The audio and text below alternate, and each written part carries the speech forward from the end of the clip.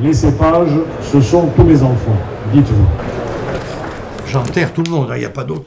Il n'y a personne d'autre pour me donner la réplique là-dedans. Je rappelle que le Centre d'ampélographie a été créé pour héberger et valoriser l'important fonds documentaire du professeur Pierre Gallet. L'objet maintenant, c'est de faire reconnaître le cépage ancien qu'on a retrouvé dans le Trièves, qui s'appelle Lonchette.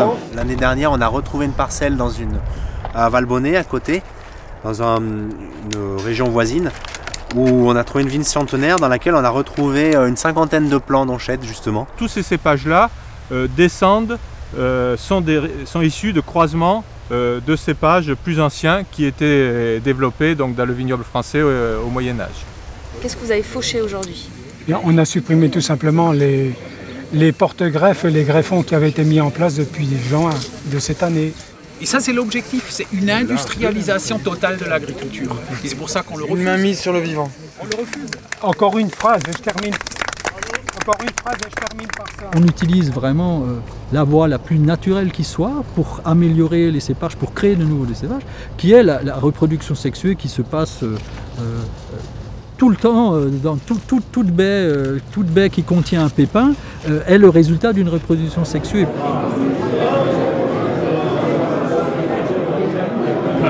Le Sacy a reçu 7 allèles du Gouet et 7 allèles du Pinon. Le Romorantin, 7 allèles du Pinon et 7 allèles du Gouet, etc., etc. Fait sur 1, 2, 3, 10, 20, 40, 50 microsatellites, et bien statistiquement, c'est à peu près sûr que c'est bien les parents. Moi, je suis le petit-fils, ou l'arrière-petit-fils, ou l'arrière-petit-fils. En fait, avec mon frère, on est la 6e génération maintenant. Donc voilà, on fait ça en famille, quoi. Attendez, on a 9600 cépages sur la planète et on va s'amuser à créer d'autres cépages. Non, ça justifie le travail de chercheur, je veux bien. Au-delà, aucun intérêt. Ce pied de vigne là, vous le coupez, vous faites une coupe, il tient, vous voyez, il est un peu blinque-ballant comme ça, c'est un peu une vieille dame, tout blinque-ballant. Et bien si vous le coupez transversalement, vous allez voir que finalement la sève ne passe que dans quelques millimètres de veine.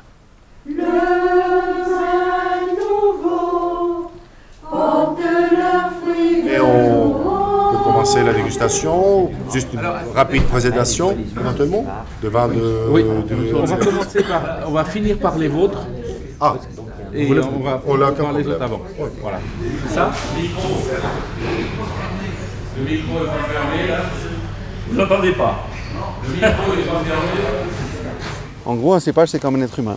Il a toujours 2 parents. Et beaucoup d'anciens cépages, qui ont bien sûr eu des parents, sont si anciens que les parents ont disparu depuis longtemps. Et la plupart des vieux cépages qu'on étudie avec la génétique, eh bien, on doit se rendre à l'évidence, ils sont orphelins. Leurs parents ont disparu depuis très longtemps. Ici, on a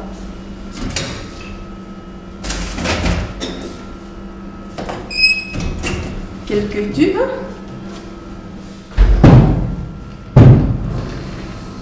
Qui contiennent des bourgeons qui correspondent à un génotype et qu'on va pouvoir conserver.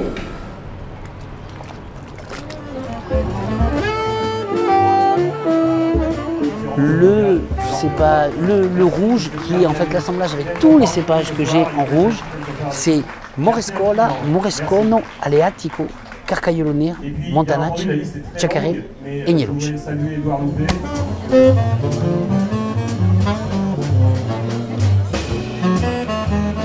Qu'est-ce qui se passe ici?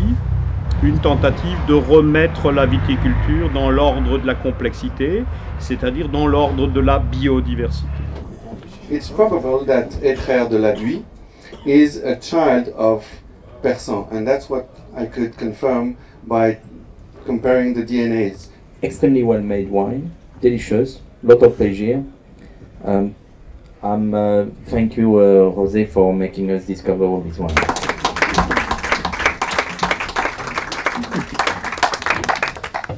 Thank you, Zarek. So we go now. It's very easy because it's glass number 5 and wine number 5, so we can rest a little bit. We are also on a grape variety that is planted on phylloxera-free land, so on their own roots.